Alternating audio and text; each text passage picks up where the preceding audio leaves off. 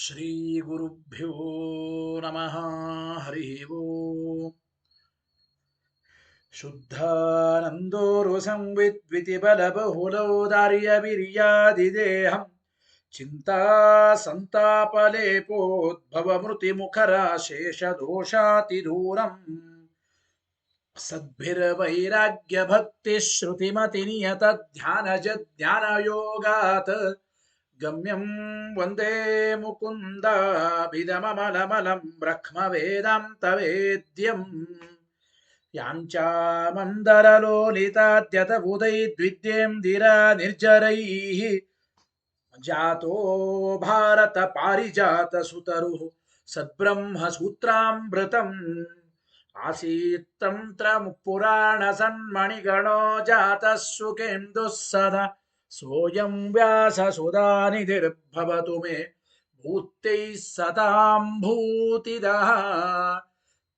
स्वान्तध्वान्तनिकृन्तने जितमहावैकर्तनाशूरजम् निर्दोषं जितचन्द्रचन्द्रिकमलं तापत्रयोन्मूलने गाम्भीर्ये जितसिन्धुराजममितं भाष्यं यदास्याम्बुजात् आविर्भूतममं दबोध भगवत्पादं प्रपद्ये तथान् श्रीमद्वसंसेवनलब्धशुद्धविद्यासुधाम्बो निधयो मलाय कृपालव पङ्कजनाभतीर्थाः कृपालवस्यां मयि नित्यमेषाम् श्रीमद्रमारमण सद्गिरिपादसङ्गिव्याख्यानिनाददलिताखिलदुष्टदर्पम् दुर्वादिवारणविदारणदक्षदीक्षम् अक्षोभ्यतीर्थमृगराजमहं नमामि।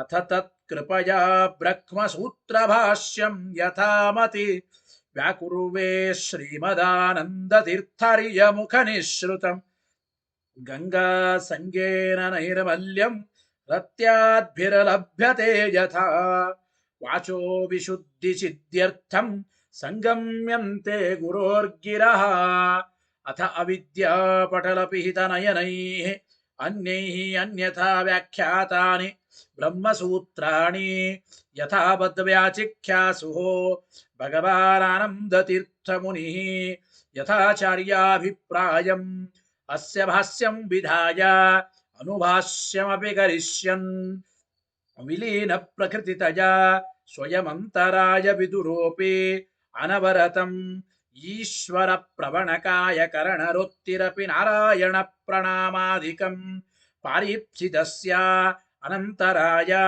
परिसमाप्त्याद्यर्थञ्च नारायण नमस्कारं ग्रथयति ग्रन्थारम्भं च प्रतिजानीते नारायणमिति नारायणं गुणैः सर्वैः उदीर्णं दोषवर्जितं ज्ञेयं गम्यं गुरुश्चापि नत्वा सूत्रार्थ उच्यते। ओम ओमथातो ब्रह्म जिज्ञासा ओम श्रुति क्षीराब्धिमामत्य धीमं धरमहीभृत प्राप्ता न्यायसुधा येन तं जयीन्द्रमहं भजे बुधैरपि सुदुर्बोधे ग्रन्थे यन्मम साहसम् तत्पारयन्तु निपुणाः गुरुपादरजक्कणाः लौकिकफलं लक्षणामृतदोहिनीं गुरुवनुग्रहरूपां तां कामधेनुमुपास्महे मद्वोक्तिर्द्विनदी जयार्यशुभवाक्सूर्यात्मजा सङ्गमे व्याख्यास्नानमहो विधाय हरे प्राप्य प्रसादं परं प्रापुर्ये कृतकृत्यतां गतमला विद्यादिराजादयो योगीशा कृपयन्तु ते जयमुनेर्भावस्य बोधाय मे सुखेन शान्त्यादिषु वाङ्मयेषु व्यासेन धैर्यं बुधिनोपमेयम् मनोजजित्या मनसां निपत्या रघुत्तमाख्यं स्वगुरुं नमामि न दग्धं यस्य कौपीनम् अग्नौ दत्तमपि स्फुटम् विधौ व्यासगुरुं नौमि श्रीवेदेश नमस्कृतं सत्यनाथ गुरुः पातु योधीरो नवचन्द्रिका नवामृत गदा तीर्थ ताण्डवानि व्यचीकृपथ ಆರೂಢಃ ಸಹಸಾ ಯತೀಂದ್ರ ಪದವೀಂ ಗತ್ವಾ ಚ ವಾರಾಣಸಿಂ ತತ್ರತ್ಯಾನ್ ಕುಮತ ಪ್ರಚಾರ ನಿರತಾನದ್ವೈತ ದಿಗ್ಧಂತಿನಃ ಪ್ರೌಢಾರ್ಥೇ ವಚನೆ ಸುಯುಕ್ತಿ ಖಚಿತೈ ಸಂಬೀಜಯನ್ಮೋದಯನ್ ಸತ್ಯಧ್ಯಾನ ಸುಕೇಸರಿ ವಿಜಯತೆ ಪಾದಾಶಿತ ಶ್ರೀಪತೆ ಪ್ರಾವೋಚ ದ್ಯೋತಿಕನ್ಯಾಯ ಸುಧಾವಾಕ್ಯಾರ್ಥ ಚಂದ್ರಿಕಾಂ ಸತ್ಯ ಪ್ರಜ್ಞ ಗುರುರ್ದದ್ಯಾತ್ ಪ್ರಜ್ಞಾಂ ವೈದಾಂತಿಕಿಂ ಸದಾ ಬಂಧುಸ್ತ್ವಂ ಗುರುರಿಷ್ಟದೈವತಮಿತಿ ತ್ವತ್ಪಾದ ಪಂಕೇರುಹಂ ಪ್ರಾಪ್ತಂ ಮಾಂ ಪರಿಪಾಲಯೇತಿ ಸತತಂ ಯಾಚೆ ನಿಬದ್ಧಾಂಜಲಿ ಚಿತ್ತಂ ಮದ್ಗುಣದೋಷ ಚಿಂತನ ವಿದೌ ನೂನಂ ಮನಃ ಮಾಕೃತಾಃ ಸತ್ಯಾಭಿಘ್ನ ಗುರೋಸ್ತ್ವದಂಗ್ರಿಯುಗಲಂ ಹಿತ್ವಾ ನಮೇ ಸದ್ಗತಿಃ ಸತ್ಯಾಭಿಘ್ನ ಕರಾಬ್ಜೋತ್ಥಾನ್ ಪಂಚಾಶದ್ವರ್ಷ ಪೂಜಕಾನ್ ಸತ್ಯ ಪ್ರಮೋದ ತೀರ್ಥಾರ್ಯಾನ್ ನೌಮಿನ್ಯಾಯ ಸುಧಾರತಾನ್ ವೇದೇಶ ಮುನಿ ಸತ್ಪಾದ ಸೇವಾ ಸಂಪ್ರಾಪ್ತ ವೈಭವಾನ್ ಯಾದವಾರ್ಯಾನ್ ವರಸುಧಾಟಿಕಾಕಾರಾನ್ ವಯಂ ನುಮಃ ಪೃಥ್ವೀ ಮಂಡಲ ಮಧ್ಯಸ್ಥಾಃ ಪೂರ್ಣಬೋಧ ಮತಾನುಗಾ ವೈಷ್ಣವಾ ವಿಷ್ಣು ಹೃದಯಾಃ ತಾನ್ನಮಸ್ಸೆ ಗುರುನ್ ಮಮ ಅಪಾದಮೂಲಿ ಪರ್ಯಂತಂ ಗುರುಣಾಮಾಕೃತಿಂ ಸ್ಮರೆತ್ ತೇನ ವಿಘ್ನಾಃ ಪ್ರಣಶ್ಯಂತಿ ಸಿದ್ಧ್ಯಂತಿ ಚ ಮನೋರಥಾಃ ಶುಭಾಂ ಧ್ಯಾಯಂತಿ ಯೇ ಕಾಮಾನ್ ಗುರುದೇವಃ ಪ್ರಸಾದಜಾನ್ ಇತರಾನ್ ಆತ್ಮಪಾಪೋತ್ಥಾನ್ ತೇಷಾಂ ವಿದ್ಯಾ ಫಲಿಷ್ಯತಿ ಯಹಿರಹಂ ಶುಕವತ್ ಸಮ್ಯಕ್ ಶಿಕ್ಷಿತೋಸ್ಮಿ ಕೃಪಾಲುಭಿಃ ಶ್ರೀಮತ್ ಸತ್ಯಾತ್ಮತೀರ್ಥಾರ್ಯಾನ್ ವಂದೇ ವಿದ್ಯಾ ಗುರುನ್ ಮಮ ಸತ್ಪ್ರಮೋದ ಕೃಪಾಪಾತ್ರಂ ಜಗತ್ಪೂಜ್ಯ ಮಹಾಗುರುಂ ಸದಾ ಸಚ್ಛಾಸ್ತ್ರ ನಿರತಂ ಶ್ರೀ ಸತ್ಯಾತ್ಮ ಗುರುಂ ಭಜೆ ಸ್ವಸ್ತ್ಯಸ್ತು ಸತಾಮಖಿಲ ಸನ್ಮಂಗಲಾನಿ ಭವಂತು ಶ್ರೀ ಗುರುಭ್ಯೋ ನಮಃ ಹರಿ ಓಂ. ಹಿಂದೆ ನಾವು ಉಗ್ರ ಎಂಬ ಪದಕ್ಕೆ ರುದ್ರನನ್ನೇ ಸ್ವೀಕಾರ ಮಾಡಬೇಕು. ಉಗ್ರಂ ಕರೋಮಿ ಅಂಬರಣಿ ಸೂಕ್ತದಲ್ಲಿರತಕ್ಕಂತಹ ಉಗ್ರ ಶಬ್ದಕ್ಕೆ ರುದ್ರ ಅಂತೇನೆ ನಾವು ಅರ್ಥವನ್ನು ಸ್ವೀಕಾರ ಮಾಡಬೇಕು. ಉಗ್ರ ಅಂದ್ರೆ ಕೇವಲ ಯಾವುದೋ ಒಬ್ಬ ಸಿಟ್ಟಿಗೆ ಏಳುವ ಕ್ರೂರನಾದ ವ್ಯಕ್ತಿ ಅಂತ ಅಲ್ಲ. ಇವತ್ತಿನ ಪಾಠ ಮುಂದೆ ಈ ಪ್ರಥಮಾಧ್ಯಾಯ ಸಾಧನಾಧ್ಯಾಯ ಸಮನ್ವಯಾಧ್ಯಾಯ ಮೊದಲನೇ ಪಾದ ಇಲ್ಲಿ ಮೊದಲನೇ ಅಧಿಕರಣ ಜಿಜ್ಞಾಸಾಧಿಕರಣ. ಓಂ ಓಂ ಅಥಾಥೋ ಬ್ರಹ್ಮ ಜಿಜ್ಞಾಸಾ ಓಂ ಈ ವಿಚಾರ ನಡೆದಿರತಕ್ಕಂಥದ್ದು. ಯಾವುದೇ ಶಬ್ದಗಳಾಗಿರಬಹುದು ವಿಷ್ಣುವಿನನ್ನೇ ಹೇಳಿಕೊಡುತ್ತದೆ ಅಂತ ನಾವು ಹೇಳಿದ್ದೇವೆ. ಇದರ ಜೊತೆಗೆ ವಿಷ್ಣುವೇ ಸರ್ವೋತ್ತಮ ಅಂತಂದ್ರೆ ಇನ್ನೊಂದು ಮಾತೇನು ಅಂತಂದ್ರೆ ಇಲ್ಲಿಂದ ಇವತ್ತಿನ ಪಾಠ ನೋಡೋಣ. ತಥಾಪಿ ಅಸ್ತಿ ಪಾಶುಪತಾದಿ ಶಾಸ್ತ್ರ ವಿರೋಧ ಎಂಬ ಮಾತನ್ನ ಇಲ್ಲಿ ತಿಳಿಸಿಕೊಡ್ತಾ ಇದ್ದಾರೆ. ಅಂದ್ರೆ ಹಿಂದೆ ಹೇಳಿದ ವಿಚಾರ ವೇದ, ರಾಮಾಯಣ, ಪುರಾಣ, ಮಹಾಭಾರತ ಎಲ್ಲ ಗ್ರಂಥಗಳಲ್ಲಿ ಆದಿ ಅಂತ್ಯ ಮಧ್ಯದಲ್ಲಿ ಎಲ್ಲ ಕಡೆಗೆ ವಿಷ್ಣುನೇ ಪ್ರತಿಪಾದ್ಯನಾಗಿದ್ದಾನೆ ಅಂತ ನಾವು ಹೇಳ್ತಾ ಇದ್ದೇವೆ. ಹಾಗಾದ್ರೆ ಇಲ್ಲಿ ಒಂದು ಪ್ರಶ್ನೆ ಬಂದಿತ್ತು. ಯಂ ಕಾಮಯೇತಂ ತ ಮುಗ್ರಂ ಕ್ರೋಣೋಮಿತಂ ಬ್ರಹ್ಮಾಣಂ ತಂ ಋಷಿಂ ತಂ ಸೋಮೇಧಾ. ಈ ಒಂದು ಮಂತ್ರದಲ್ಲಿ ಉಗ್ರ ಶಬ್ದಕ್ಕೆ ರುದ್ರದೇವರು ಅಂತ ಅರ್ಥ ಮಾಡಿ ಆ ರುದ್ರದೇವರು ಲಕ್ಷ್ಮಿಯ ಅಧೀನ ಅಂತ ನಾವು ಹೇಳಿದ್ದೇವೆ. ರುದ್ರದೇವರು ಲಕ್ಷ್ಮಿಯ ಅಧೀನ, ಲಕ್ಷ್ಮೀನಾರಾಯಣರ ನಂತರದಲ್ಲಿ ಆಮೇಲೆ ಅಂತ ಅಂದುಬಿಟ್ರೆ ಪಾಶುಪತಾದಿ ಶಾಸ್ತ್ರಗಳಲ್ಲಿ ಶಿವನೇ ಸರ್ವೋತ್ತಮ ಅಂತ ಹೇಳಿದ್ದಾರಲ್ಲ. ಉಗ್ರ ಶಬ್ದಕ್ಕೆ ಶಿವ ರುದ್ರ ಅಂತ ತೆಗೆದುಕೊಂಡು ಆ ರುದ್ರ ಲಕ್ಷ್ಮಿಯ ಅಧೀನ ಅಂದ್ರೆ ಪಾಶುಪತಾದಿ ಶಾಸ್ತ್ರ ವಿರೋಧ ಅಸ್ತಿ. ತಥಾಪಿ ಅಸ್ತಿ ಪಾಶುಪತಾದಿ ಶಾಸ್ತ್ರ ವಿರೋಧ. ಈ ವಾಕ್ಯದಿಂದ ಪಾಠ ಆಗಬೇಕು. ಪಾಶುಪತಾದಿ ಶಾಸ್ತ್ರಗಳ ವಿರೋಧ ಬರ್ತದಲ್ಲ. ಉಗ್ರ ಅಂದ್ರೆ ಅಲ್ಲಿ ರುದ್ರ ಲಕ್ಷ್ಮಿಯ ಅಧೀನ ಅಂದ್ರೆ ಯಾಕೆ ಅಂದ್ರೆ ಬರೀತಾರೆ ಪೂರ್ವ ಪಕ್ಷಗಳು. ತತ್ರ ರುದ್ರಾದೀನ ಸರ್ವೋತ್ತಮತ್ವಾದ್ಯುಕ್ತೇ ಇತ್ಯತಃ ಆಹ ನ ಚ ಇತಿ. ನೋಡಿ, ಪಾಶುಪತಾದಿ ಶಾಸ್ತ್ರಗಳಲ್ಲಿ ರುದ್ರಾದಿ ದೇವತೆಗಳನ್ನೇ ಸರ್ವೋತ್ತಮ ಅಂತಂದಿದ್ದಾರೆ. ಆದ್ರಿಂದ ಆ ಪಾಶುಪತಾದಿ ಶಾಸ್ತ್ರಗಳಲ್ಲಿ ರುದ್ರಾದಿ ದೇವತೆಗಳನ್ನೇ ಸರ್ವೋತ್ತಮ ಅಂದ ಮೇಲೆ ಹಾಗಾದ್ರೆ ಸರ್ವೋತ್ತಮನಾದ ರುದ್ರ ಲಕ್ಷ್ಮಿಯ ಅಧೀನನಾಗೋದು ಹೇಗೆ ಅಂತ ಪ್ರಶ್ನೆ ಬಂತೀಗ. ಅಂಬರಣಿ ಸೂಕ್ತದಲ್ಲಿ ಹೇಳಿರತಕ್ಕಂತಹ ಎಂ ಕಾಮಯೇ ತಂತ ಮುಗ್ರಂ, ಉಗ್ರ ಶಬ್ದಕ್ಕೆ ಶಿವ ಅಂತ ತೆಗೆದುಕೊಂಡ್ರೆ ಆ ಶಿವ ಲಕ್ಷ್ಮಿಯ ಅಧೀನ ಅಂತ ನೀವು ಅರ್ಥ ಮಾಡೋದಾದ್ರೆ ಪಾಶುಪತಾದಿ ಶಾಸ್ತ್ರದಲ್ಲಿ ಶಿವ ರುದ್ರ ಅಂದ್ರೆ ಅವನು ಸರ್ವೋತ್ತಮ ಅಂತ ಹೇಳಿದ್ದಾರಲ್ಲ ಅಂತ ಪ್ರಶ್ನೆ ಬರುತ್ತದೆ. ಹೌದೋ ಇಲ್ಲ, ಅವನು ಸರ್ವೋತ್ತಮ ಅಂತ ಹೇಳಿದ್ದಾರೆ ಅಂದರೆ ನೋಡಿ ಆಚಾರ್ಯರು ಭಾಷ್ಯದಲ್ಲಿ ಉತ್ತರ ಕೊಡ್ತಾರೆ. ಆ ಭಾಷ್ಯ ವಾಕ್ಯ ಹೇಳಿ ಮತ್ತೆ ಅರ್ಥ ತಿಳಿಯೋಣ. ನಚ ಇತರ ಗ್ರಂಥ ವಿರೋಧ,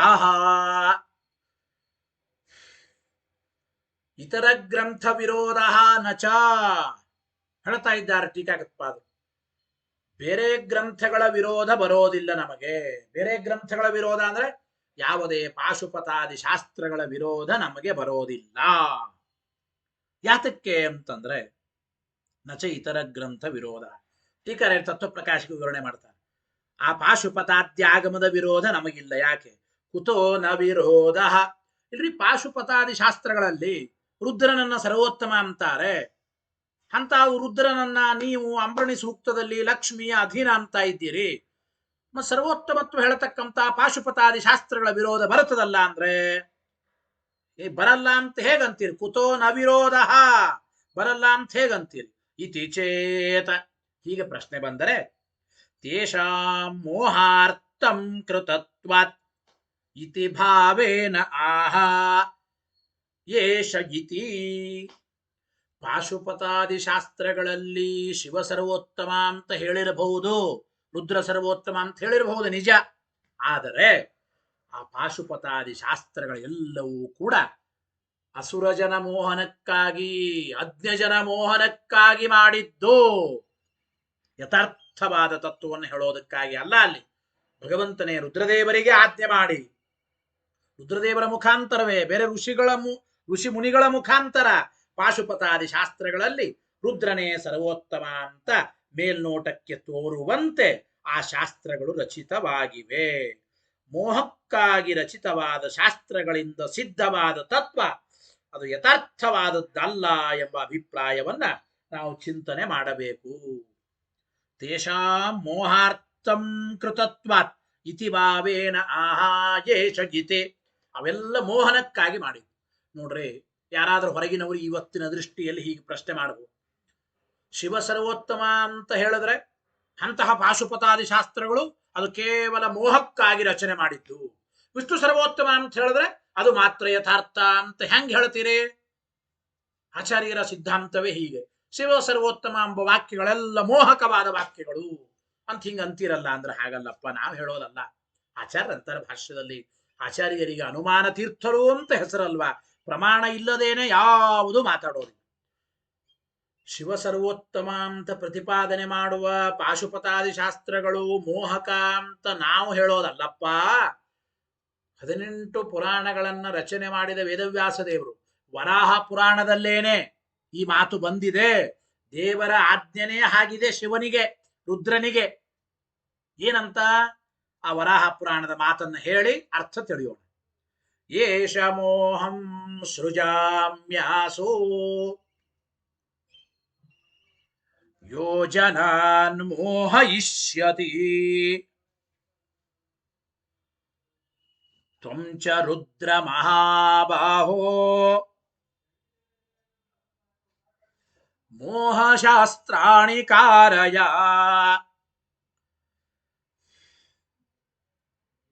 ಅಥತ್ಯಾನಿ ವಿಥತ್ಯಾನಿ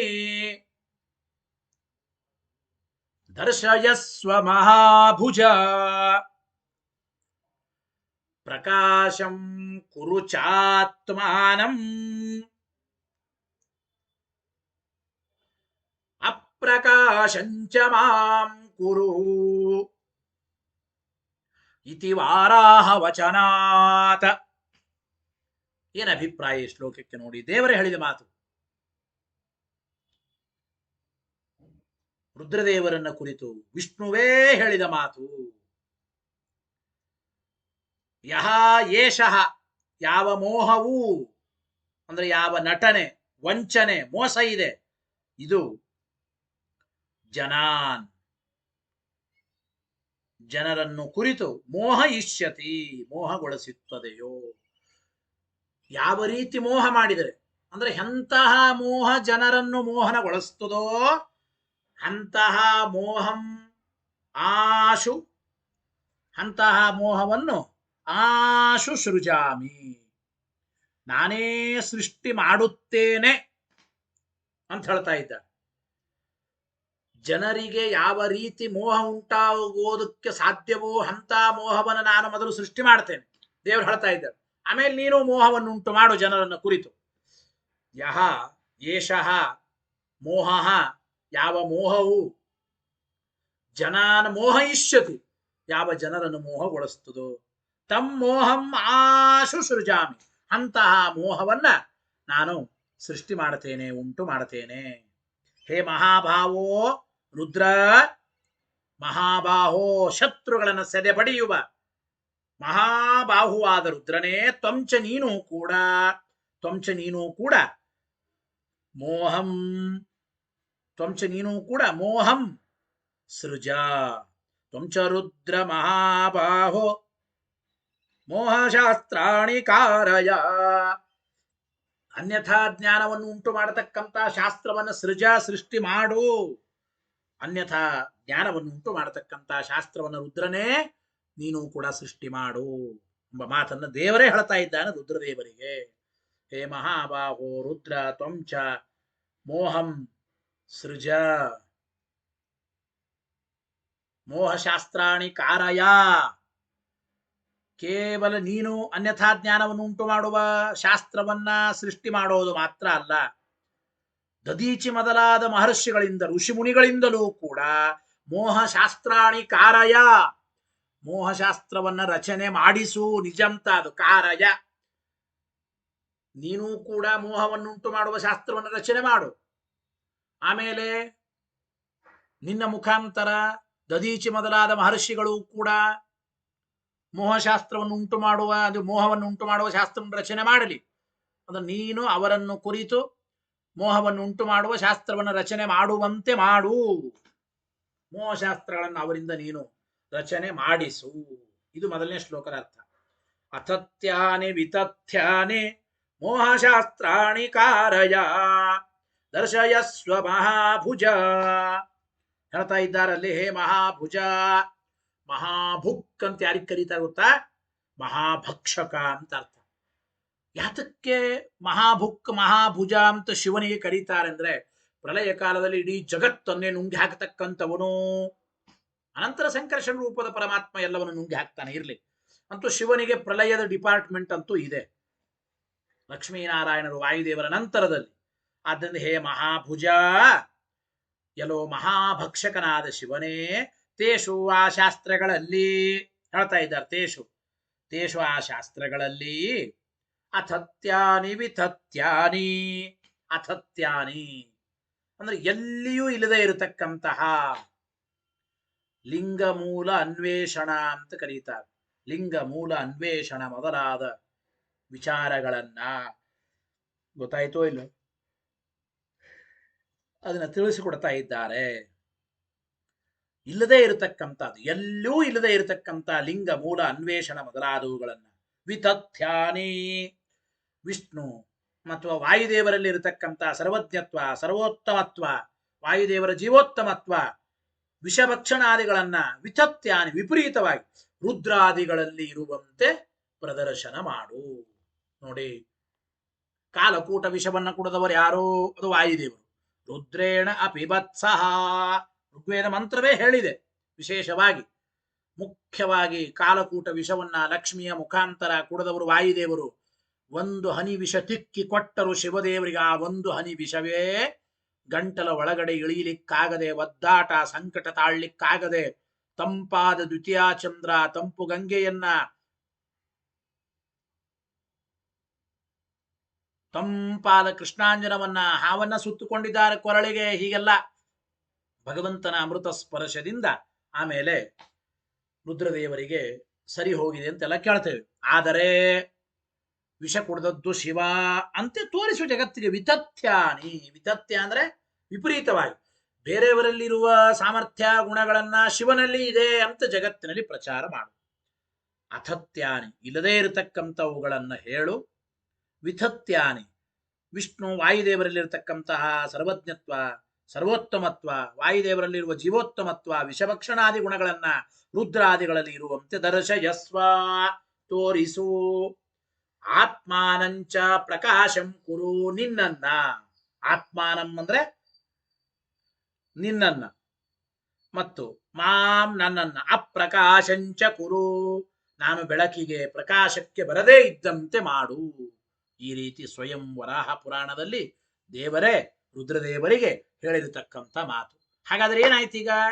ಈ ಪಾಶುಪತಾದಿ ಶಾಸ್ತ್ರಗಳನ್ನ, ಮೋಹಕವಾದ ಶಾಸ್ತ್ರಗಳನ್ನ ನೀನು ರಚನೆ ಮಾಡಿ, ದದೀಚಿ ಮೊದಲಾದ ಮಹರ್ಷಿಗಳಿಂದಲೂ ರಚನೆ ಮಾಡಿಸಿ, ಅಲ್ಲಿ ಅಥತ್ಯ ವಿತಥ್ಯವಾದ ಇಲ್ಲದೇ ಇರೋ ವಿಚಾರಗಳನ್ನ ಅಥವಾ ಬೇರೆಯವರಲ್ಲಿರುವ ಗುಣಗಳನ್ನ ಈ ರುದ್ರನಲ್ಲಿ ವಿಪರೀತವಾಗಿ ಹೇಳತಕ್ಕಂತಹ ವಿಚಾರಗಳನ್ನೆಲ್ಲ ನೀವು ಮಾಡು.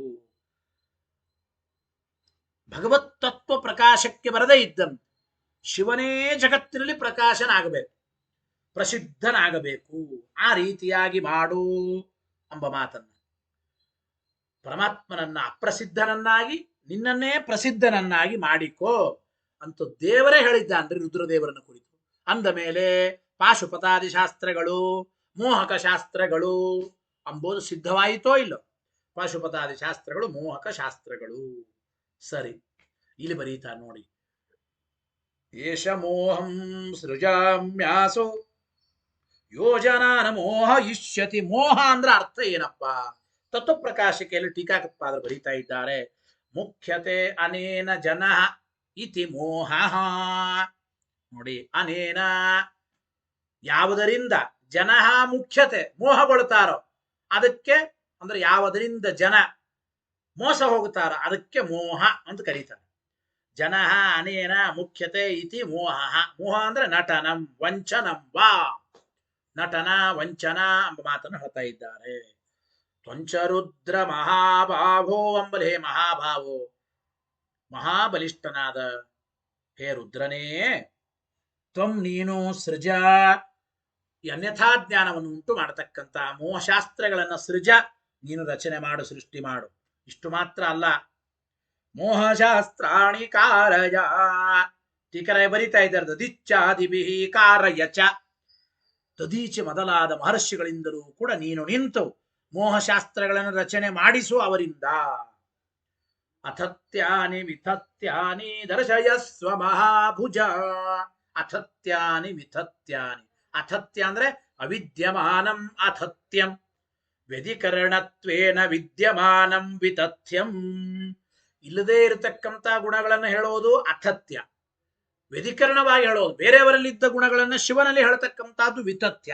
ಹೀಗೆ ಮಾಡು, ಅಥತ್ಯವಾಗಿ ವಿತಥ್ಯವಾಗಿ ಹೇಳತಕ್ಕಂತಹ ವಿಚಾರಗಳನ್ನು ನೀನು ಜನರಿಗೆ ತೋರಿಸು, ಮಾಡು ಅಂತ ಅಭಿಪ್ರಾಯ. ಮತ್ತು ಪ್ರಕಾಶಂ ಕುರು ಚಾತ್ಮಾನಂ ಅಪ್ರಕಾಶಂಚ ಮಾಂ ಕುರು. ಆತ್ಮಾನಂ ಮಾಂ ಪ್ರಚಿತ ಇತಿ ಅಂತ ಅನ್ವಯ. ಅಂದ್ರೆ ತನ್ನನ್ನು ಕುರಿತು ಮತ್ತು ನನ್ನನ್ನು ಕುರಿತು ಕೂಡ, ಅಂದ್ರೆ ಆತ್ಮಾನಂ ನಿನ್ನನ್ನು ಕುರಿತು, ಪ್ರಕಾಶಂ ಕುರು ಜಗತ್ತಿನಲ್ಲಿ ನಿನ್ನ ಪ್ರಸಿದ್ಧಿಯೇ ಬರಬೇಕು, ಹಾಗೆ ಮಾಡು. ಮಾಂಚ ನನ್ನನ್ನು ಕುರಿತು ಅಪ್ರಕಾಶಂ ಕುರು, ನಾನು ಜಗತ್ತಿಗೆ ಪ್ರಕಾಶಕ್ಕೆ ಬರೋದು ಬೇಡ. ಹಾಗೆ ಆತ್ಮಾನಂ ಮಾಂಚ ಪ್ರತಿ ಪ್ರಕಾಶಂ ಪ್ರಸಿದ್ಧಿಂ. ಈ ರೀತಿ ನಾನು ಬೆಳಕಿಗೆ ಪ್ರಕಾಶಕ್ಕೆ ಬರೋದು ಬೇಡ. ಶಿವನೇ ಸರ್ವೋತ್ತಮ. ಅದಕ್ಕೇನೆ ಶಿವನ ಅನುಯಾಯಿಗಳೇ ಬಹಳ ಜಗತ್ತಿನಲ್ಲಿ, ವಿಷ್ಣುವಿನ ಅನುಯಾಯಿಗಳಕ್ಕಿಂತಲೂ ಕೂಡ ದೇವರೇ ಹಾಗೆ ಹೇಳಿದ್ದಾನೆ. ಗೊತ್ತಾಯಿತೋ ಇಲ್ಲ? 10 ಜನ ಮೋಹನಕ್ಕಾಗಿ.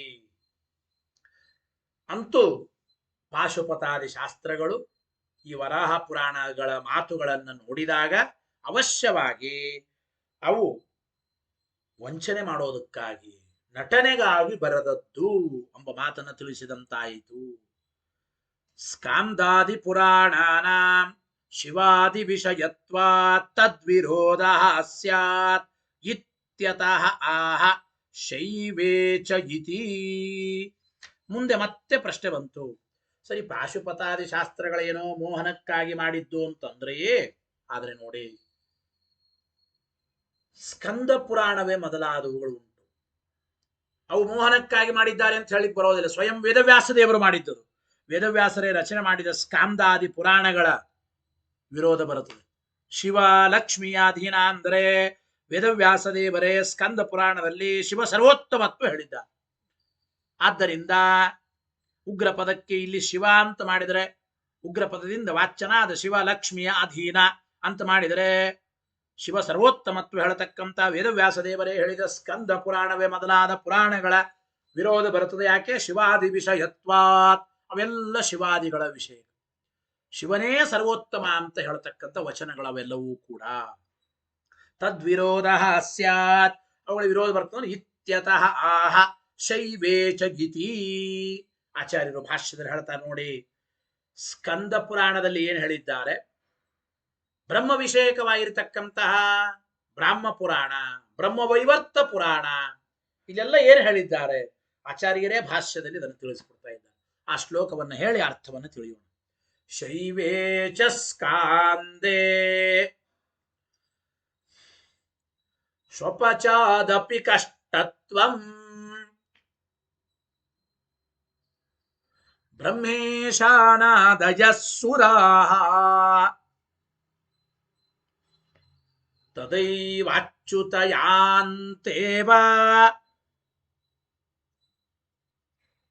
ಯದೈವತ್ವಂ ಪರಾನ್ಮುಖಃ. ಇಷ್ಟಕ್ಕೆ ಅರ್ಥ ನೋಡಿ. ಹೇ ಅಚ್ಯುತ ಸಂಬೋಧನೆ ಅದು. ಹೇ ಅಚ್ಯುತ, ಯದಿ ತ್ವಂ ಪರಾನ್ಮುಖಃ ಸ್ಯಾತ್, ನೀನು ಒಂದು ವೇಳೆ ನಮಗೆ ಪರಾನ್ಮುಖನಾದರೆ, ಅಂದ್ರೆ ದೇವರಿಗೆ ಬ್ರಹ್ಮರುದ್ರಾದಿ ದೇವತೆಗಳೇ ಅಂತ ಇದ್ದಾರೆ ಸ್ವಾಮಿ.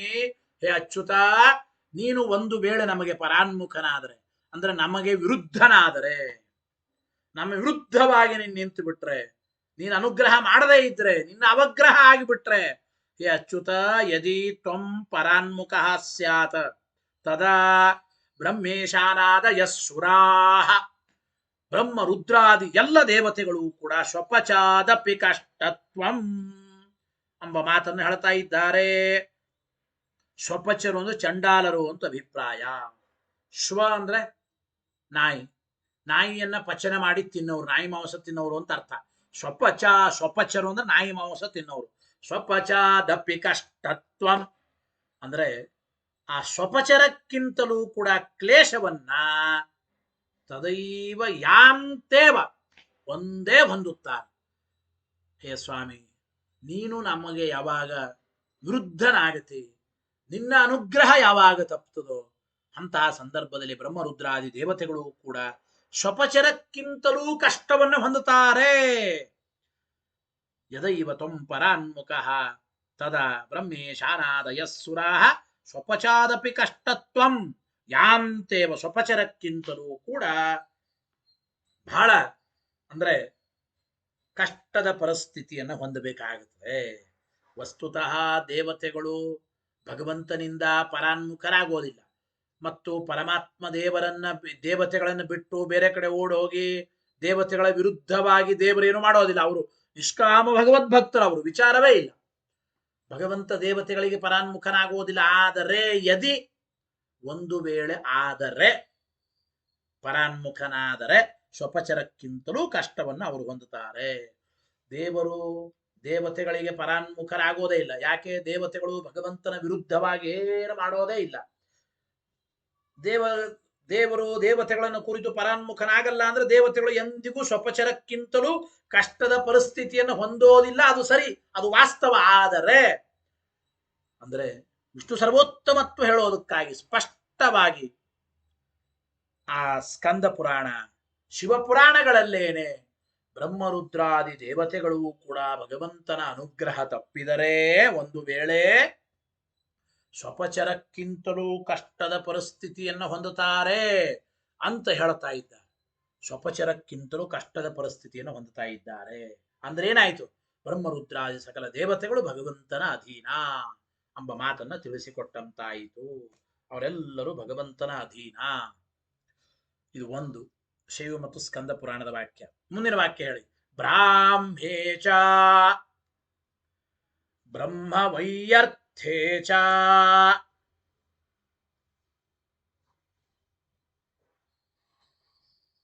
ಸಾರಿ ಬ್ರಹ್ಮ ವೈವರ್ತೆ ಬ್ರಾಹ್ಮೇ ಚ ಬ್ರಹ್ಮ ವೈವರ್ತೆ. ಶ್ಲೋಕ ಹೇಳಿ. ನಾಹಂ ನ ಚ ಶಿವೋನ್ನೇ ಚ ನಾಹಂ ನ ಚ ಶಿವೋನ್ನೇ ಚ ತಚ್ಛಕ್ತೆ ಕಾಂಶಭಾಗಿನಃ ಬಾಲಕ್ರೀಡನಕೈರ್ಯದ್ವತ ಕ್ರೀಡತೆ ಅಸ್ಮಾಭಿರಚ್ಯುತಃ. ಏನರ್ಥ ಇದಕ್ಕೆ ನೋಡಿ. ಬ್ರಹ್ಮವೈವರ್ತ ಪುರಾಣದಲ್ಲಿ ಬ್ರಹ್ಮ ವಿಷಯಕವಾದ ಪುರಾಣ ಬ್ರಹ್ಮವೈವರ್ತ ಪುರಾಣ, ಬ್ರಾಹ್ಮ ಪುರಾಣ. ಆ ಬ್ರಹ್ಮದೇವರೇ ಹೇಳ್ತಾ ಇದ್ದಾರೆ ದೇವರಿಗೆ, ಅಹಂ ನಾನು ಮತ್ತು ಶಿವಶ್ಚ ಶಿವನು ಕೂಡ, ಅನ್ನೇಚ ಬೇರೆಯವರು ಕೂಡ, ನ ತತ್ಶಕ್ತೆ ಕಾಂಶ ಭಾಜಿನ ಭಗವಂತನ ಶಕ್ತಿಯ ಒಂದು ಅಂಶ ಶಕ್ತಿನೂ ಕೂಡ ನಮ್ಮಲ್ಲಿ ಇಲ್ಲ. ಭಗವಂತನ ಸಾಮರ್ಥ್ಯದ ಒಂದು ಅಂಶವೂ ನಾವು ಪಡೆದಿಲ್ಲ. ಬ್ರಹ್ಮದೇವರೇ ಹೇಳ್ತಾ ಇದ್ದಾರೆ. ನಾನಾಗಲಿ ರುದ್ರನಾಗಲಿ ಬೇರೆ ಯಾವುದೇ ದೇವತೆಗಳಾಗಲಿ ತತ್ಶಕ್ತೇಕಾಂಶ ಭಾಗಿನಃ ನ, ಆ ಭಗವಂತನ ಸಾಮರ್ಥ್ಯದ ಒಂದು ಅಂಶವನ್ನು ಸರ್ವಥ ನಾವು ಪಡೆದಿಲ್ಲ.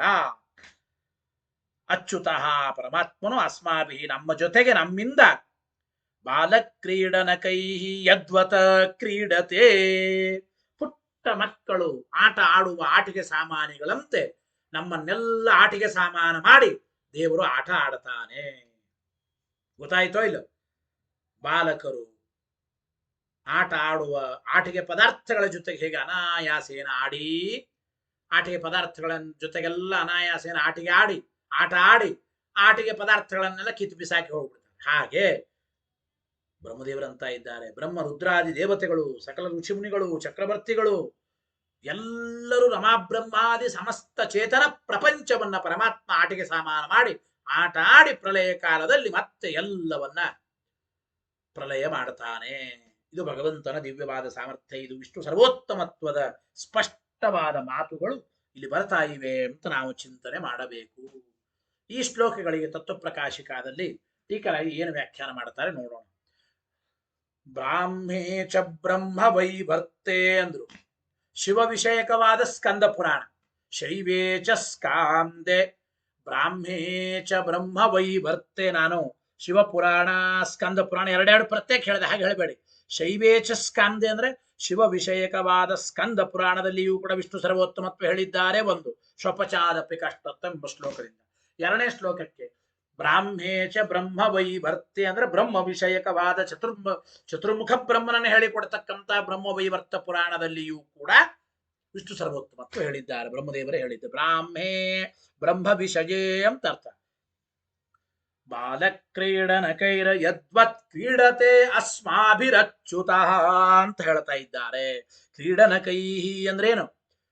ಕ್ರೀಡಾ ಸಾಧನೆಗಳಿಂದ, ಆಟ ಸಾಮಾನುಗಳಿಂದ ಹೇಗೆ ಮಕ್ಕಳು ಆಟ ಆಡ್ತಾರೋ ಹಾಗೆ ಅಸ್ಮಾಭಿ ಕರಣೈ, ನಾವೆಲ್ಲರೂ ದೇವರಿಗೆ ಆಟವಾಡುವುದಕ್ಕೆ ಒಂದು ಕರಣಗಳು, ಆಟಿಕೆ ಪದಾರ್ಥಗಳು ಅಂತ ಅರ್ಥ. ತೇಷಾಂ ಶೈವಾದಿತ್ವೇ ಪಿನ ವಿರೋಧಿತ್ವಂ. ನೋಡಿ, ಶಿವ ವಿಷಯಕವಾದ ಸ್ಕಂದ ಪುರಾಣ ಆಗಲಿ, ಬ್ರಹ್ಮ ವಿಷಯಕವಾಗಿರ್ತಕ್ಕಂಥ ಬ್ರಹ್ಮವೈವರ್ತ ಪುರಾಣ, ಅಂಥವುಗಳಲ್ಲಿಯೂ ಕೂಡ ವಿಷ್ಣು ಸರ್ವೋತ್ತಮತ್ವವೇ ಹೇಳಿದ್ದರಿಂದ ಆ ಸ್ಕಂದ ಪುರಾಣ ಬ್ರಹ್ಮವೈವರ್ತಾದಿ ಪುರಾಣಗಳ ವಿರೋಧ ನಮಗೆ ಬರೋದಿಲ್ಲ. ತೇಷಾಂ ಶೈವಾದಿತ್ವೇಪಿ ನ ವಿರೋಧಿತ್ವ. ಯಾಕೆ? ತತ್ರಾಪಿ ವಿಷ್ಣು ಉತ್ತಮತ್ವಾದೇಹೇಯೇವ ಮುಕ್ತತಯ. ಆ ಸ್ಕಂದ ಪುರಾಣ ಬ್ರಹ್ಮವೈವರ್ತ ಪುರಾಣ ಎಲ್ಲ ಕಡೆಗೂ ವಿಷ್ಣು ಸರ್ವೋತ್ತಮತ್ವವನ್ನೇ ಹೇಳಿದ್ದಾರೆ. ಆದ್ದರಿಂದ ಸ್ವವಿರೋಧೇನ ತತ್ರ ಅಪ್ರಾಮಾಣ್ಯಾತ್. ನೋಡಿ, ಶಿವ ವಿಷಯಕವಾದ ಸ್ಕಂದ ಪುರಾಣ, ಬ್ರಹ್ಮ ವಿಷಯಕವಾದ ಬ್ರಾಹ್ಮ ಪುರಾಣ, ಬ್ರಹ್ಮವೈವರ್ತ ಎಲ್ಲ ಕಡೆಗೂ ಕೂಡ ವಿಷ್ಣುವಿನ ಸರ್ವೋತ್ತಮತ್ವದಲ್ಲೇನೇ ತಾತ್ಪರ್ಯ ಇದೆ. ಅಂದ ಮೇಲೆ ಶಿವ ಸರ್ವೋತ್ತಮತ್ವ ಹೇಳತಕ್ಕಂಥ ವಿಷಯದಲ್ಲಿ ಆ ವಾಕ್ಯಗಳಿಗೆ ಪ್ರಾಮಾಣ್ಯ ಇಲ್ಲ. ಆದ್ದರಿಂದ ಸ್ವವಿರೋಧೇನ ತತ್ರ ಅಪ್ರಾಮಾಣ್ಯ. ಇದ್ರ ಮೇಲೆ ಪ್ರಶ್ನೆ. ನಚ ವಿಪರೀತ ಕಿಂ ನ ಸ್ಯಾತ್. ವಿಷ್ಣು ಸರ್ವೋತ್ತಮತ್ವ ಹೇಳೋ ವಿಚಾರದಲ್ಲೇ ಅಪ್ರಮಾಣ, ಶಿವ ಸರ್ವೋತ್ತಮತ್ವ ಹೇಳೋ ವಿಚಾರದಲ್ಲಿ ಪ್ರಮಾಣ ಅಂತ ಹಿಂಗ್ಯಾಕೆ ಆಗಬಾರದು ವಿರುದ್ಧವಾಗಿ ಆ ಎಲ್ಲ ಗ್ರಂಥಗಳಿಗೆ, ಪುರಾಣಗಳಿಗೆ, ವಾಕ್ಯಗಳಿಗೆ. ಅಂದರೆ ಇತಿ ನಚ ವಾಚ್ಯಂ ಹೀಗೆ ಅನಬೇಡಿ. ವಿಪರೀತ ಕಿಂ ನ ಸ್ಯಾತ್ ಇತಿ ನಚ ವಾಚ್ಯಂ. ವಿಷ್ಣು ಸರ್ವೋತ್ತಮತ್ವವನ್ನೇ ಹೇಳಿ ಆ ವಿಷ್ಣು ಸರ್ವೋತ್ತಮತ್ವ ಅದು ಪ್ರಾಮಾಣಿಕ ಅಲ್ಲ, ಶಿವ ಸರ್ವೋತ್ತಮನೇ ಪ್ರಾಮಾಣಿಕ, ಶಿವ ಸರ್ವೋತ್ತಮತ್ವವೇ ಪ್ರಾಮಾಣಿಕ ಅಂತ ಯಾಕೆ ಆಗಬಾರದು ಅಂದ್ರೆ ಹಂಗಲ್ಲ.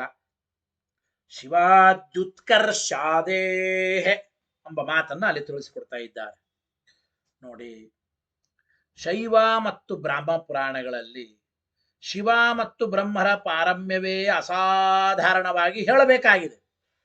ಶಿವಪುರಾಣ, ಸ್ಕಂದ ಪುರಾಣ, ಬ್ರಾಹ್ಮ ಪುರಾಣ ಇವೆಲ್ಲವೂ ಕೂಡ ಶಿವ ಮತ್ತು ಚತುರ್ಮುಖ ಬ್ರಹ್ಮದೇವರ ಪಾರಮ್ಯವನ್ನ ಅಸಾಧಾರಣವಾಗಿ ಹೇಳಬೇಕಾಗಿದೆ. ಆದರೆ ಅದು ವಾಸ್ತವ ಅಲ್ಲ, ಅದು ಸರ್ವಥಾ ವಾಸ್ತವವಲ್ಲ. ವಾಸ್ತವ ಅಲ್ಲದೇ ಇದ್ದರೂ ಕೂಡ ಅದನ್ನೇ ಹೇಳಲಾಗಿದೆ ಅಂತ ಅಭಿಪ್ರಾಯ. ಶಿವಾದ್ಯುತ್ಕರ್ಷಾದ ಯಾಕೆ ಶೈವಾದಿ ಪುರಾಣೇಶು ಅಸಾಧಾರಣ್ಯೇನ ಪ್ರಾಪ್ತತ್ವಾತ್ ಇತಿ ಭಾವ. ಶೈವಾದಿ ಪುರಾಣಗಳಲ್ಲಿ ಅಸಾಧಾರಣವಾಗಿ ಅವುಗಳನ್ನು ಹೇಳಬೇಕಾಗಿತ್ತು, ಆದರೆ ಅವುಗಳನ್ನು ಮೇಲ್ನೋಟಕ್ಕೆ ಹೇಳಿ ಅವುಗಳ ಅನುವಾದಕ ಅವುಗಳನ್ನು ನಿಷೇಧ ಮಾಡೋದಕ್ಕಾಗಿ ಹಾಗೆ ಹೇಳಿದ್ದಾರೆ ಅಂತ ನಾವು ಅರ್ಥ ಮಾಡಿಕೊಳ್ಳಬೇಕು. ಅಂದರೆ ವಿಷ್ಣುವಿನ ಉತ್ಕರ್ಷವೇ ಪುರಾಣಗಳ ನಿಜವಾದ ಹೃದಯ, ಪುರಾಣಗಳ ಅಭಿಪ್ರಾಯ. ವಿಷ್ಣು ಸರ್ವೋತ್ತಮತ್ವವೇ ಪುರಾಣಗಳಿಗೆ ಅಭಿಪ್ರಾಯ ಇದೆ, ವಿಷ್ಣು ಸರ್ವೋತ್ತಮತ್ವ ವಿಷಯದಲ್ಲೇ ತಾತ್ಪರ್ಯ ಇದೆ ಅಂತ ಆಗದೆ ಹೋಗಿದ್ರೆ ಹಾಗಾದ್ರೆ ಅಲ್ಲಿ ವಿಷ್ಣುವಿನ ಪಾರಮ್ಯವನ್ನು ಹೇಳೋದು ಬೇಕಾಗಿರ್ಲಿಲ್ಲ. ಆದರೆ ಸ್ಕಂದ ಪುರಾಣ ಸ್ವಪಚಾದಪಿ ಕಷ್ಟತ್ವಂ ಬ್ರಹ್ಮೇಶಾನಾದಯ ಸುರಾಹ ಅಂತ ಹೇಳಿದರು. ನಾಹಂ ನ ಚ ಶಿವೋನ್ಯೇ ಚ ತಚ್ಛಕ್ತೆ ಏಕಾಂಶ ಭಾಗಿನಃ. ಒಂದು ವೇಳೆ ವಿಷ್ಣು ಸರ್ವೋತ್ತಮತ್ವ ವಿಚಾರದಲ್ಲಿ ಅವುಗಳಿಗೆ ಪ್ರಾಮಾಣ್ಯ ತಾತ್ಪರ್ಯ ಇಲ್ಲ ಅಂದ್ರೆ ಆ ವಿಷ್ಣು ಸರ್ವೋತ್ತಮತ್ವ ಹೇಳಬೇಕಾಗಿತ್ತಾಕೆ ವಿಷ್ಣು ಸರ್ವೋತ್ತಮತ್ವವನ್ನು ಹೇಳೋ ಕಾರಣ ಏನು? ಆದ್ದರಿಂದ ಹೇಳೋದೇ ವ್ಯರ್ಥ ಅಂತ ಆಗುತ್ತದೆ. ಗೊತ್ತಾಯಿತೋ ಇಲ್ಲ?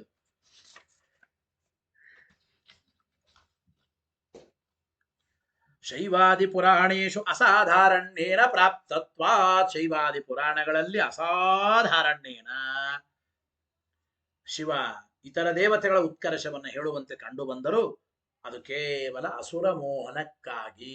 ಬೇರೆ ಪುರಾಣಗಳಲ್ಲಿ ಕಂಡು ಬರುವ ಆ ವಿಚಾರ ಅಸುರ ಮೋಹನಕ್ಕಾಗಿ ಎಂಬ ಮಾತನ್ನ ತಿಳಿಸಿಕೊಡ್ತಾ ಇದ್ದಾರೆ.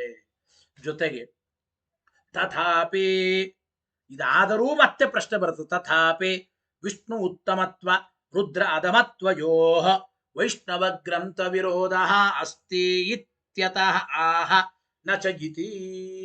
ನೋಡಿ, ವೈಷ್ಣವ ಗ್ರಂಥಗಳಲ್ಲೇನೆ ಕೆಲವು ಕಡೆ ವಿಷ್ಣು ಸರ್ವೋತ್ತಮತ್ವ ಹೇಳತಕ್ಕಂಥ ಗ್ರಂಥಗಳಲ್ಲೇನೆ ಕೆಲವು ಕಡೆ ಶಿವ ಸರ್ವೋತ್ತಮತ್ವ ಹೇಳಿದ್ದಾರೆ, ಶಿವನ ಪಾರಮ್ಯವನ್ನು ಹೇಳಿದ್ದಾರೆ, ಮತ್ತು ವಿಷ್ಣುನೇ ಶಿವನ ಅಧೀನ ಅಂತ ಹೇಳಿದ್ದಾರೆ.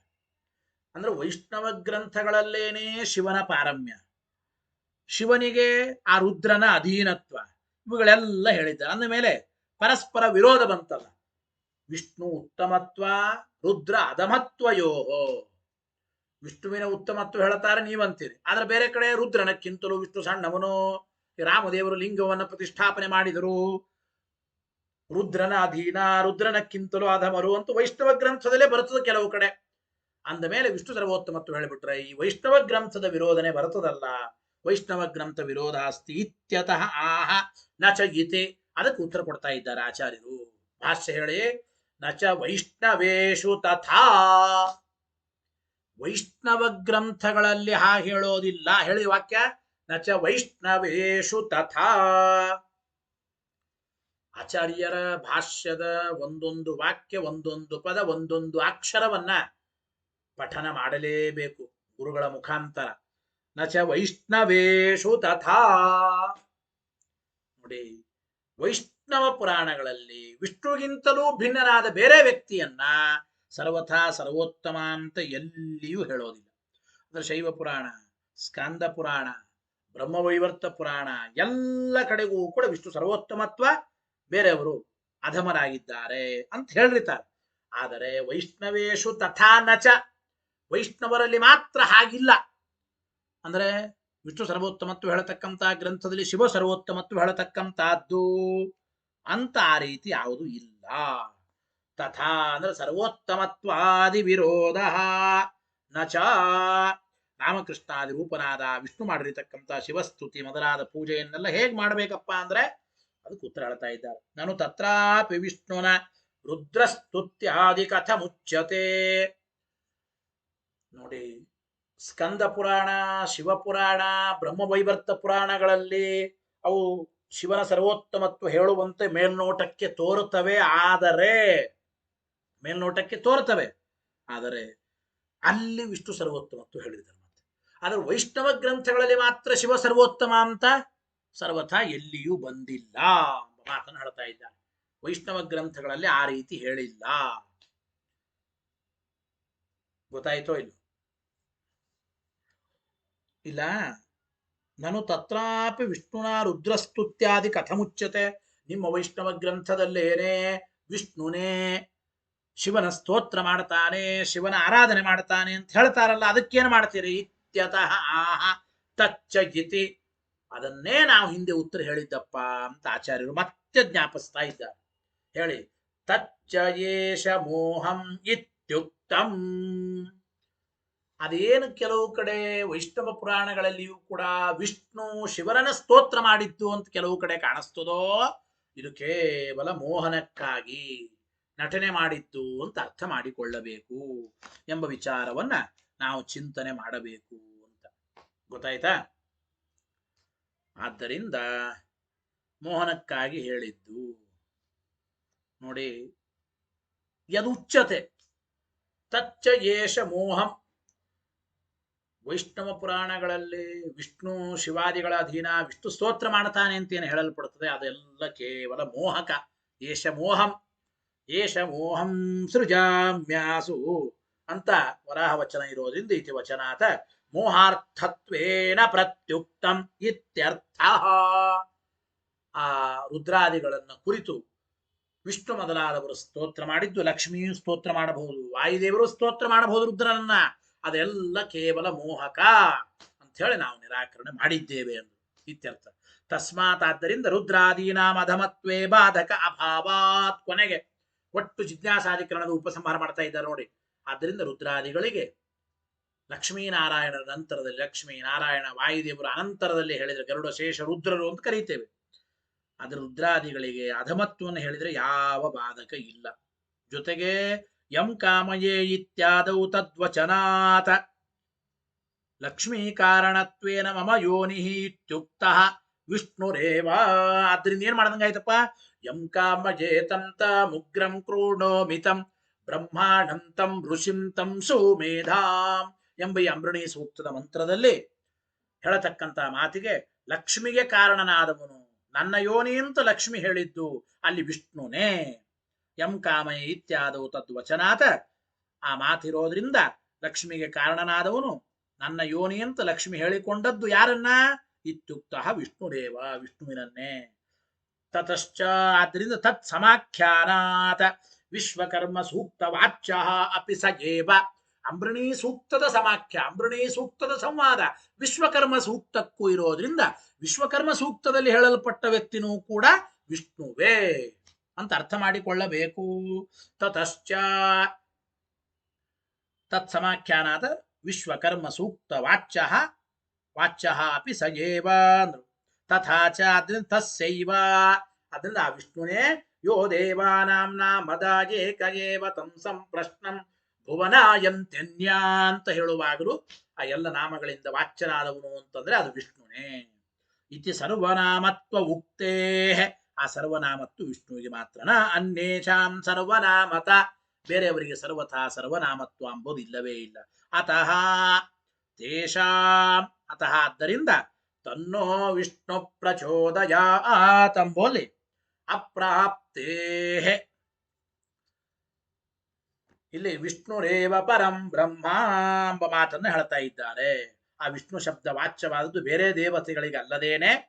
ತನ್ನೋ ರುದ್ರ ಪ್ರಚೋದಯಾತ, ತನ್ನೋ ವಿಷ್ಣು ಅಂತಂತೆ ಆ ರುದ್ರ, ಇಂದ್ರ, ಚಂದ್ರ, ದಂತಿ, ದುರ್ಗಿ ಆ ಎಲ್ಲಾ ಶಬ್ದಗಳಿಗೂ ವಿಷ್ಣು ಅಂತೇನೆ ಅರ್ಥ. ಬೇರೆಯವರು ಪ್ರಾಪ್ತವಾಗಲ್ಲ. ವಿಷ್ಣುರೇವ ಪರಂ ಬ್ರಹ್ಮ ತತಃ. ಆದ್ದರಿಂದ ವಿಷ್ಣಾವೇವ ಬ್ರಹ್ಮ ಶಬ್ದಸ್ಯ ಮುಖ್ಯತ್ವೇನ, ಆದ್ದರಿಂದ ವಿಷ್ಣುವೇ ಬ್ರಹ್ಮ ಶಬ್ದದ ಮುಖ್ಯಾರ್ಥ. ಸಯೇವ ಸೂತ್ರಕೃತ ಜಿಜ್ಞಾಸ್ಯತೆಯ ವಿವಕ್ಷಿತ. ಆ ಬ್ರಹ್ಮ ಶಬ್ದದಿಂದ ಪರಮ ಮುಖ್ಯ ವೃತ್ತಿಯಿಂದ ಹೇಳಲ್ಪಟ್ಟ ಆ ವಿಷ್ಣುವೇ ಜಿಜ್ಞಾಸ್ಯನಾಗಿದ್ದಾನೆ ಅಂತ ಸೂತ್ರಕಾರರ ಅಭಿಪ್ರಾಯ. ಸಯೇವ ಸೂತ್ರಕೃತ ಜಿಜ್ಞಾಸ್ಯತೆಯ ವಿವಕ್ಷಿತ ಇತಿ. ತದೇವಂ ಜಿಜ್ಞಾಸ್ಯನಾದ ವ್ಯಕ್ತಿಯ ವಿಚಾರದಲ್ಲಿ ತದ್ ಬ್ರಹ್ಮ ಇತಿ ಬ್ರಹ್ಮಪದ ಶ್ರವಣಾತ ತದ್ವಿಜಿಜ್ಞಾಸಸ್ವ ತದ್ ಬ್ರಹ್ಮ ಅಂತ ಬ್ರಹ್ಮಪದ ಶ್ರೌತವಾದ್ದರಿಂದ ತೇನ ಚ ತಸ್ಯ ಪೂರ್ಣಗುಣತ್ವ ಉಕ್ತೇ. ಆ ಪರಮಾತ್ಮನಿಗೆ ಮಾತ್ರ ಪೂರ್ಣಗುಣ. ಬ್ರಹ್ಮ ಶಬ್ದದ ಅರ್ಥ ಪೂರ್ಣಗುಣತ್ವ. ಅಪೂರ್ಣ ಗುಣತ್ವ ವಿಷ್ಣುವಿಗೆ ಇದೆ. ನ ಅನುಭವ ಸಿದ್ಧ ಅಲ್ಪಗುಣ ಜೀವ ಅಭೇದ ತಸ್ಯ. ಅನುಭವದಿಂದ ಅಹಮಜ್ಞ ಅಹಮಸ್ವತಂತ್ರ ಅಹಮಜ್ಞಾನಿ ಅಂತ ಅನುಭವದಿಂದ ಸಿದ್ಧನಾದ ಈ ಜೀವನ ಅಭೇದವನ್ನ ತಸ್ಯ ನಚ ಸರ್ವಥಾ ವಿಷ್ಣುವಿಗೆ ವಿರುದ್ಧ ಧರ್ಮ ಉಳ್ಳ ಈ ಜೀವನ ಭೇದವನ್ನು ಹೇಳಬಾರದು. ಆದ್ದರಿಂದ ಇತಿ ಸಂದಿಗ್ಧತ್ವೇನ ವಿಷಯತ್ವ ಸಿದ್ಧೇ. ಈ ರೀತಿ ಅವಶ್ಯವಾಗಿ ಸಂದಿಗ್ಧನಾಗಿದ್ದಾನೆ ಬ್ರಹ್ಮ.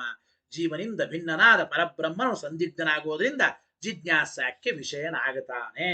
ಸಂದಿಗ್ಧತ್ವೇನ ವಿಷಯತ್ವ ಸಿದ್ಧೇ. ಆಮೇಲೆ ಪ್ರಯೋಜನಾದಿ ಸದ್ಭಾವಾಚ. ಮತ್ತು ಆ ಬ್ರಹ್ಮ ಜಿಜ್ಞಾಸಕ್ಕೆ ಬ್ರಹ್ಮಜ್ಞಾನ ಮೋಕ್ಷವೆಂಬ ಪ್ರಯೋಜನವೂ ಇದೆ, ಅಧಿಕಾರಿನೂ ಇದ್ದಾನೆ, ಸಂಬಂಧವೂ ಇದೆ. ಬ್ರಹ್ಮ ಜಿಜ್ಞಾಸ ಕರ್ತವ್ಯ ಏವ. ಆದ್ದರಿಂದ ಬ್ರಹ್ಮನ ಜಿಜ್ಞಾಸ ಮಾಡಲೇಬೇಕು. ಅತಃ ಶಾಸ್ತ್ರಂ ಅತಃ ಆದ್ದರಿಂದ ಶಾಸ್ತ್ರಂ ಆರಂಭಣೀಯಮೇವ ಇತಿ ಸಿದ್ಧಂ. ಆದ್ದರಿಂದ ಬ್ರಹ್ಮ ಜಿಜ್ಞಾಸ ಅದು ವಿಷಯ ಪ್ರಯೋಜನ ಸಂಬಂಧ ಅಧಿಕಾರಿಗಳು ಉಳ್ಳದ್ದು. ಬ್ರಹ್ಮ ಜಿಜ್ಞಾಸ ಮಾಡಬೇಕು. ಬ್ರಹ್ಮ ಜಿಜ್ಞಾಸ ಕರ್ತವ್ಯ ಅಂದಮೇಲೆ ಶಾಸ್ತ್ರ ಆರಂಭಣೀಯವೇ ಆಗುತ್ತದೆ ಅಂತ ಜಿಜ್ಞಾಸಾಧಿಕರಣದ ಮುಕ್ತಾಯವನ್ನ ಮಾಡ್ತಾ ಇದ್ದಾರೆ. ಇಲ್ಲಿ ಟೀಕಾಕೃತ್ಪಾದರು ಮುಂದಿನ ವಾರದಿಂದ ವಿಶೇಷವಾಗಿ ಜನ್ಮಾಧಿಕರಣದ ವಿಚಾರವನ್ನು ತಿಳಿಯೋಣ. ನಾಳಿನ ಪಾಠ ಸುಧಾ ಜಿಜ್ಞಾಸಾಧಿಕರಣ ಬಂಧ ಮಿಥ್ಯಾತ್ವವಾದದ ವಿಚಾರವನ್ನು ನಾಳೆ ಮತ್ತೆ 4:15 ತಿಳಿಯೋಣ. ಆಚಾರ್ಯರ ಪಾಠ ಆರಂಭವಾಗುವ ತನಕ ನಮ್ಮ ಪಾಠ ಆನ್ಲೈನ್ ಮುಖಾಂತರವೇ ಇರುತ್ತದೆ. ಹರಯೇ ನಮಃ. ಶ್ರೀಕೃಷ್ಣಾರ್ಪಣಮಸ್ತು. ಅನೇನ ಭಾವಿಯತ್ ಪುಣ್ಯಂ ತದಾಪ್ನೋತು ಗುರುರ್ಮಮ. ಮಧ್ವೇಶಾರ್ಪಣಮಸ್ತು.